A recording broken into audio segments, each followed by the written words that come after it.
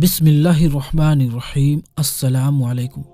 प्यारे दोस्तों, आज की इस वीडियो में हम आपको इस्लाम और अल्लाह के प्यारे नबी हजरत मोहम्मद मुस्तफ़ा सल्लल्लाहु अलैहि वसल्लम के बारे में कुछ ऐसी बातें बताने वाले हैं जिनको जानकर आप सभी का दिल खुश हो जाएगा।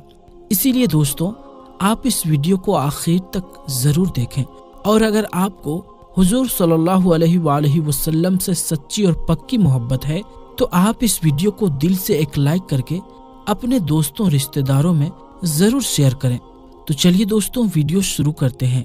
दोस्तों, हजरत मोहम्मद मुस्तफ़ा सल्लल्लाहु अलैहि वसल्लम उस इंसान का नाम है जिनके पैदा होने से पहले ही आपके वालिद का इंतकाल हो जाता है और आपकी वालिदा मोहतरमा उस वक्त इस दुनिया से रुखसत हो जाती है जब आपकी उम्र सिर्फ 6 साल होती है।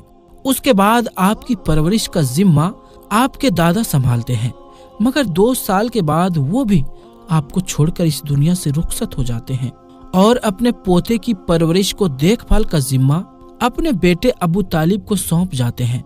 8 साल के उम्र में ही आप इस हाल में हैं कि ना तो मोहब्बत करने वाली और ना ही खैरो खबर रखने वाली माँ है, न बुराइयों और परेशानी से बचाने वाला बाप है। ऊपर से अरब का माहौल बुराइयों का गहरवारा था। शराब और शबाब जिसकी रगों में बसता था। औरत तो जैसे कोई सामान थी जिसे जब चाहो इस्तेमाल कर लो और जी भर जाने पर फेंक दो। जिंदा बच्चियों को जमीन में गाड़ देना इज्जत का सबब बन जाता था। बेटे माल के लिए सौतेली माओं से शादियां कर लेती थी जो जुआ और सूद की अलामत थी। कत्ल और दुश्मनी जिंदगी का हिस्सा थी। एक इंसान को गुलाम बनाकर बेच दिया जाता था। समाज अमीर और गरीब की बुनियाद पर 2 तबकों में बटा हुआ था और गुलाम मर्द और औरत की कोई इज्जत नहीं थी। मालिक की गुलामी करना उनका धर्म था। एक अल्लाह को मानने के साथ साथ छोटे छोटे खुदाओं को मानने की तसव्वुर ने उनको ऐसा गुमराह किया था कि वो हर एक दिन एक नया बुत बना लेते थे और 307 बुत काबा के अंदर पूजने के लिए रखे थे।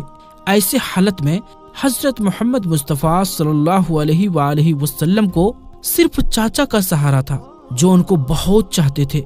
इस बुराई, तन्हाई और सही और गलत के तालीम ना होने के बावजूद भी हजरत मोहम्मद मुस्तफ़ा सल्लल्लाहु अलैहि वसल्लम इस हाल में अपनी जिंदगी 40 साल गुजारते हैं कि लोग उनका नाम सादिक यानी सच बोलने वाला और अमीन यानी कि ईमानदार आदमी जो अमानत में खयानत नहीं करता है।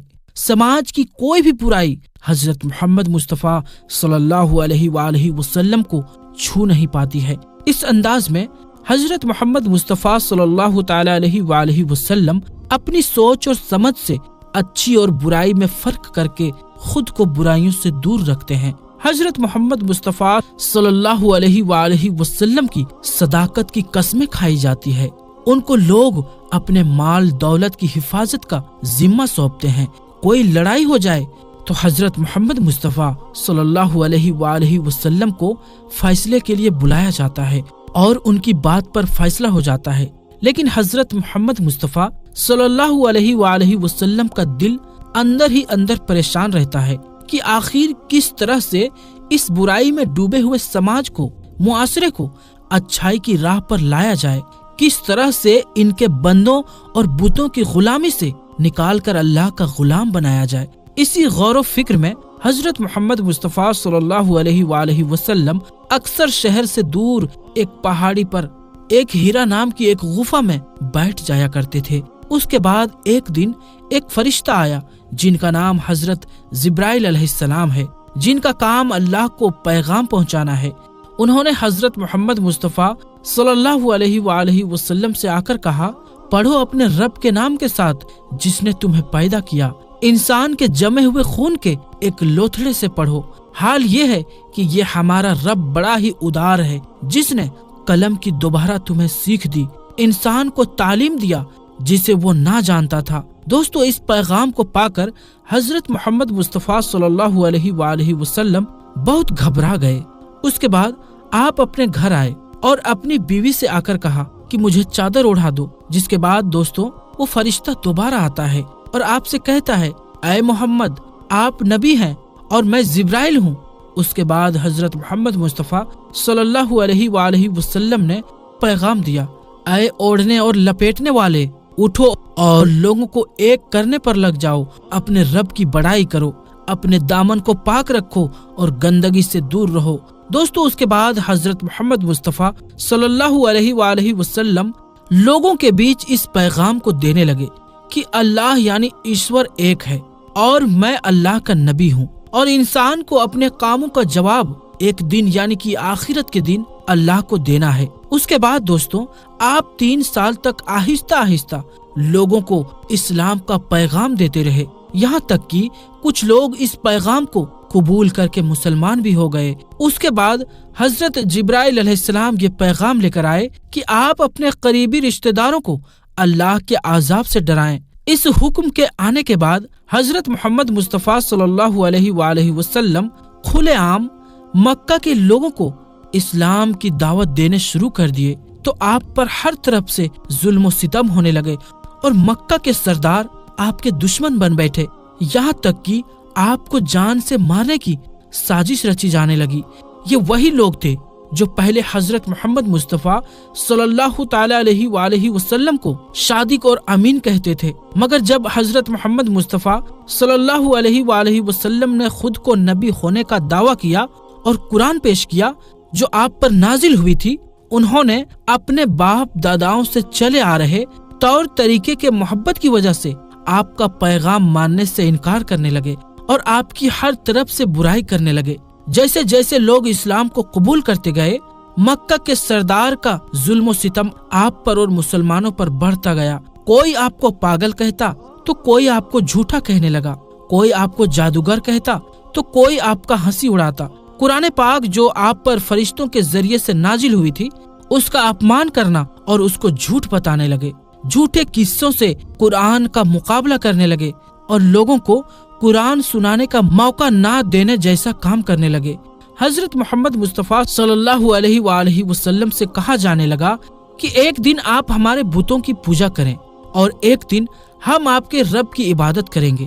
دوستو، کچھ لوگ حضرت محمد مصطفیٰ صلی اللہ علیہ وآلہ وسلم کے پیچھے ہی لگے رہتے تھے، اور جب وہ کسی کو قرآن سناتے تو یہ لوگ شور شرابہ کرتے اور تالیاں بجاتے تھے۔ جب آپ نماز پڑھتے تھے تو کبھی آپ پر بکری کی بچے دانی تو کبھی آپ پر اونٹ کی اوجڑی پھینک دیتے تھے۔ جب آپ چلتے تھے تو آپ پر کوڑا ڈال دیا جاتا تھا۔ اگر کوئی غلام یا غریب اسلام قبول کر لیتا تھا تو اس پر اتنے کوڑے برسائے جاتے تھے کہ کوڑے مارنے والا بھی تھک جاتا تھا۔ تپتی دھوپ میں لٹا کر سینے پر پتھر رکھ دیا جاتا تھا۔ حالت یہ تھی کہ جان بچانا بھی مشکل تھی۔ اسلام قبول کرنے کے بعد بھی دوستو، اتنے ظلم و ستم سہنے کے بعد بھی آپ لوگوں سے فرماتے تھے، اے لوگوں، کسی ایک قبیلے، خاندان یا پھر کسی ایک ملک کا بھلا نہیں چاہتا، بلکہ میں پوری دنیا والوں کے لیے رحمت کا پیغام لے کر آیا ہوں۔ مجھے اللہ نے آپ کی ہدایت کے لیے بھیجا ہے۔ آپ نے جیسا لوگوں کو فرمایا تو اس پر عمل کر کے بھی دکھایا۔ آپ کا مقصد لوگوں کو صحیح راستے پر لانا تھا تاکہ لوگ ایک ہی خدا کو عبادت کرے۔ آپ نے لوگوں میں سے جات پات کی دیوار کو ختم فرما دیا، کالے اور گورے میں فرق کو مٹا دیا اور سب لوگوں کو ایک ہی لائن یعنی کہ اسلام کی لائن میں لا کر کھڑا کر دیا۔ آپ نے لوگوں سے فرمایا کہ حلال کمائی کے لیے کسی بھی کام کو چھوٹا نہ سمجھا جائے اور کسی بھی پیسے کی وجہ سے کسی کو بڑا نہ سمجھا جائے۔ ایسا سوچنا انسانی اور اسلامک تعلیم کے خلاف ہے۔ آپ نے لوگوں کو بتایا کہ ہم سب لوگوں کو سنبھالنے والا اللہ ہے، دنیا اور آخرت کی بادشاہ اللہ کے لیے ہی ہے۔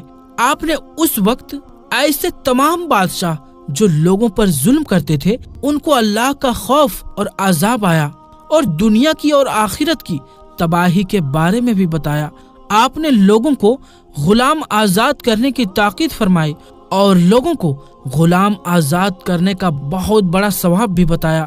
آپ کی اسی کوشش کی وجہ سے ہزاروں غلام کھلی ہوا میں سانس لینے لگے۔ بڑے بڑے بادشاہ جو اپنے آپ کو خدا سمجھ رہے تھے، وہ بھی اللہ کی عبادت میں لگ گئے۔ آپ نے دولت مند لوگوں سے فرمایا کہ اللہ نے تمہیں مال اور دولت سے نوازا ہے تو آپ کو اللہ کا حق بھی ادا کرنا ہے۔ آپ کو اس دولت کو اسی طریقے سے استعمال کرنا ہے جیسے اجازت اللہ نے تمہیں دی ہے۔ اگر تم اپنے دولت کا غلط استعمال کرو گے تو کنگال ہونے کے ساتھ ساتھ طرح طرح کے گناہوں، بیماریوں اور سزاؤں کے حقدار بھی بنو گے۔ اس کا مطلب یہ تھا کہ تم صدقہ اور خیرات کرو، غریبوں کی مدد کرو۔ دوستو، جب اللہ کے نبی حضرت محمد مصطفیٰ صلی اللہ علیہ وآلہ وسلم کی وفات ہوئی تو اس وقت تک سارے عرب میں لوگ ایمان لے آئے تھے۔ آپ کے بدولت پورے عرب میں اسلام کا پرچم لہرانے لگا تھا کہ آج پوری دنیا میں قائم ہے۔ سبحان اللہ۔ تو دوستو، آپ کو یہ ویڈیو کیسی لگی ہمیں کمنٹ میں ضرور بتائیں، اور اس ویڈیو کو اپنے دوستوں احبابوں میں زیادہ سے زیادہ شیئر کریں۔ تو دوستو، انشاءاللہ ہم ملتے ہیں پھر کسی نئی ویڈیو میں۔ تب تک کے لیے السلام علیکم، اللہ حافظ۔